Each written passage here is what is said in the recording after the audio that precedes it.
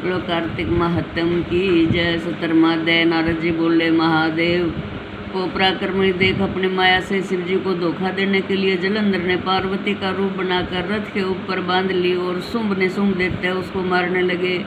शिव जी पार्वती को इस प्रकार रोते देख अपने बल को भूल सिर नीचा करके खड़े हो गए। तब जलंधर ने 3 बाण शिव जी की छाती, पेटों व सिर में मारे। विष्णु के बताने पर शिव जी उसकी माया को जान ज्वाला में भयंकर रूप बनाकर आए। शिव जी के इस महाभयंकर रूप के सामने दैत्य न टिक सके और 10 दिशाओं में भाग गए। तब शिव जी ने शुंभ निशुंभ को श्राप दिया कि तुम मेरे युद्ध से भागे हो, इसलिए पार्वती के हाथ से मारे जाओगे। तब जलंधर ने तेज बाणों की वर्षा करके पृथ्वी को अंधकार से ढक दिया। तब शिव जी ने उसके बाण काट दिए। तब उस जलंधर ने नंदी के एक परिध मार दी।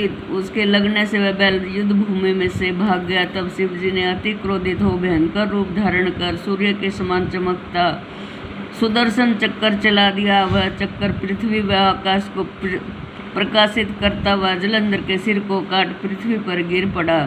रथ से उसका शरीर पृथ्वी पर गिर गया और उसके शरीर से तेज निकलकर रुद्र में समा गया। तब वृंदा के शरीर का तेज गौरी के शरीर में समा गया।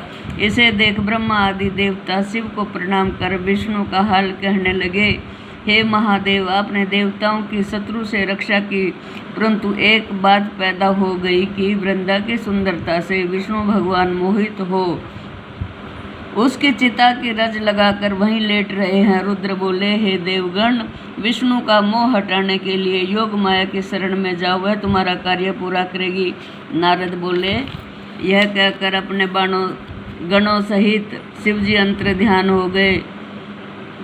देवता योग माया की स्तुति करने लगे। देवता बोले, जिसके शरीर से सृष्टि पालन और नाश करने वाले तमोगुण, रजोगुण, सतोगुण तीनों गुण पैदा हुए, उसकी इच्छा से संसार की उत्पत्ति और नाश होता है, उस मूल प्रकृति को हम नमस्कार करते हैं। जो प्रकृति 23 गुणों से उच्चारण की जाती है और संपूर्ण जगत में व्याप्त है, उसे हम प्रणाम करते हैं। जिसकी भक्ति करने वाले पुरुष सदा दारिद्र्य, भय, मोह, तिरस्कार से दूर रहते हैं, उस मूल प्रकृति को प्रणाम है। इस प्रकार स्तुति करते हुए देवताओं ने आकाश में एक तेज मंडल को देखा। उस समय एक आकाशवाणी हुई। शक्ति बोली, मैं ही 3 प्रकार से 3 गुणों में रहती हूँ, गौरी, लक्ष्मी और सरस्वती। इनमें रज, तम, सत्व, इन तीनों गुणों का आश्रय मैं ही हूँ। हे देवताओं, वही तीनों कार्य तुम्हारा कार्य पूरा करेंगी। नारद जी बोले, देवताओं को देखते देखते वह तेज अंतर ध्यान हो गया।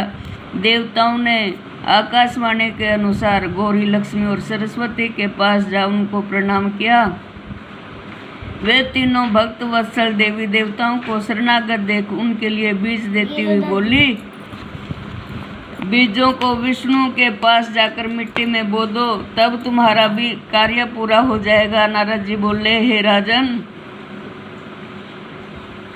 देव और सिद्धों के समूह ने प्रसन्न हो उन बीजों को वृंदा की चिता भूमि में भगवान विष्णु दुखी हो विराजमान थे वहां बो दिया।